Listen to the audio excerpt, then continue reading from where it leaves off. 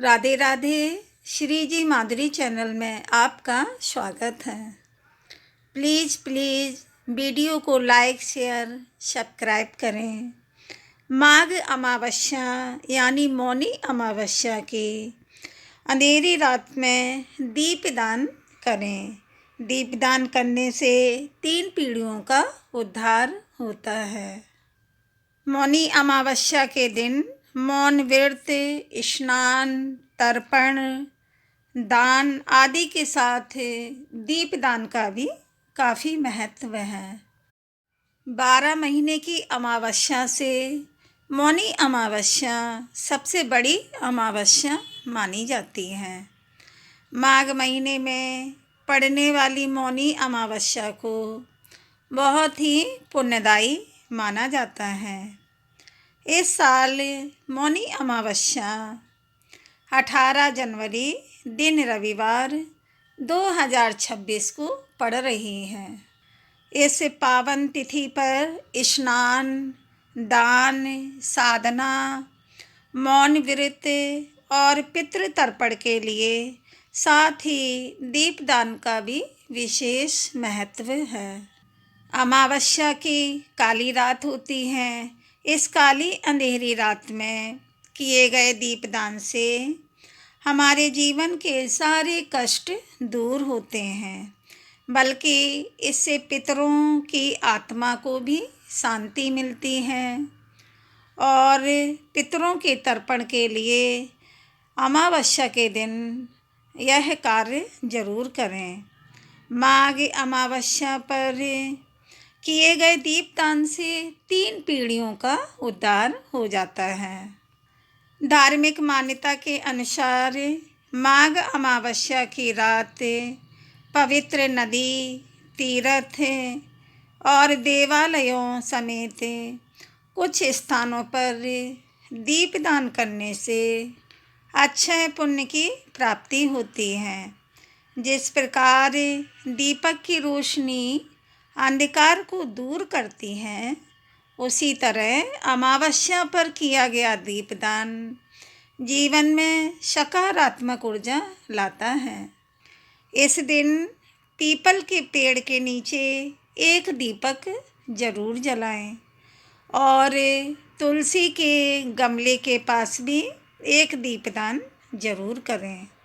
इससे नकारात्मक ऊर्जा से छुटकारा मिलता है।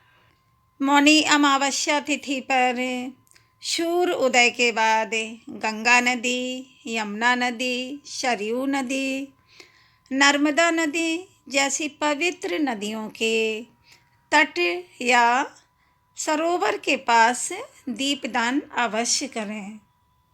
यदि आपके घर के आसपास नदी या सरोवर ना हो तो आप किसी मंदिर के मैदान में भी दीप जला सकते हैं, जैसे विष्णु भगवान जी का मंदिर या भोले बाबा के मंदिर में भी दीप दान कर सकते हैं।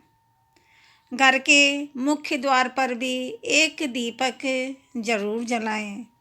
अमावस्या की रात नकारात्मक ऊर्जा से मुक्ति और सकारात्मक ऊर्जा में वृद्धि के लिए घर के मुख्य द्वार पर घी का दीपक अवश्य जलाएं।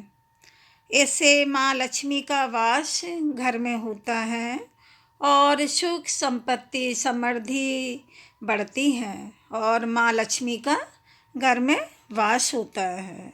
माघ अमावस्या की तिथि पितरों के लिए विशेष होती है। इस दिन पितरों के निर्मित तर्पण आदि करने के साथ ही सूर्यास्त के बाद घर के दक्षिण दिशा में भी एक दीपक जरूर जलाएं।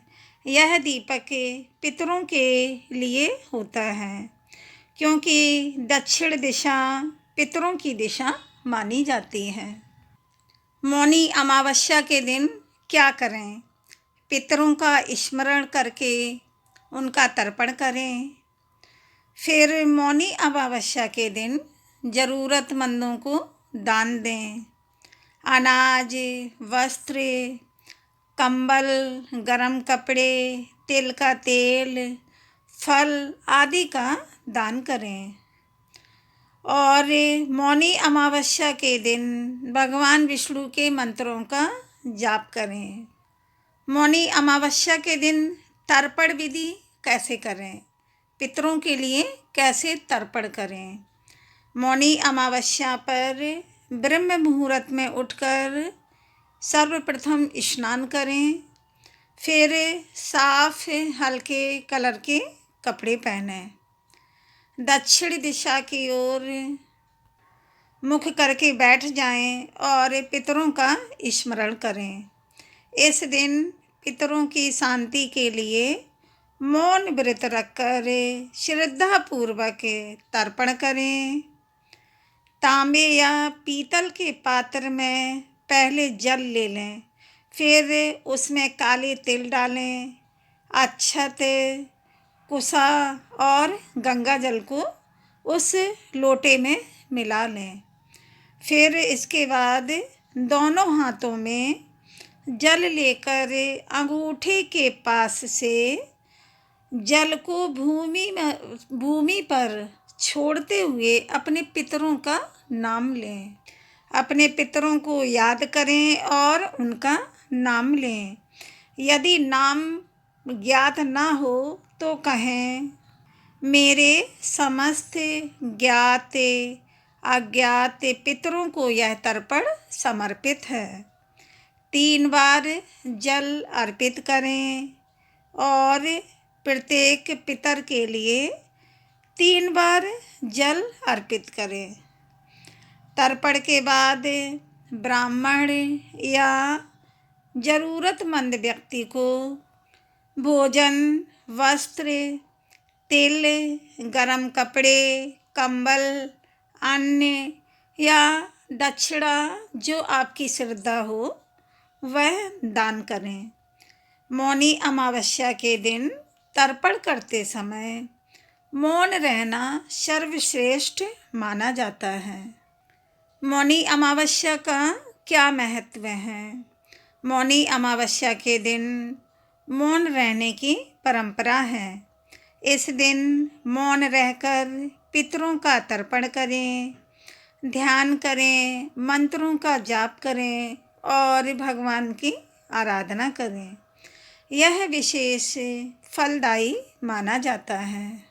धार्मिक मान्यताओं के अनुसार मौन रहने से आत्मा की शुद्धि होती है और मन को शांति मिलती है। हिंदू धर्म में मौन को एक महत्वपूर्ण आध्यात्मिक साधन माना गया है। मौनी अमावस्या के दिन आप भी दीपदान अवश्य करें। अगर नदी या किसी सरोवर नहीं जा पा रहे हैं तो आप घर पर ही स्नान के पानी में गंगा जल मिलाकर या यमुना नदी का या नर्मदा नदी का किसी भी पवित्र नदी का जल मिलाकर स्नान कर लें और फिर मौन रहकर पूजा कर लें। तब तक जब तक पूजा ना हो तब तक मौन ही रहें। मौनी अमावस्या की हार्दिक शुभकामनाएं। बोलो विष्णु भगवान लक्ष्मी माता की जय,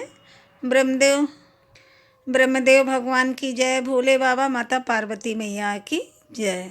वीडियो को लाइक, शेयर, सब्सक्राइब करें। राधे राधे, धन्यवाद।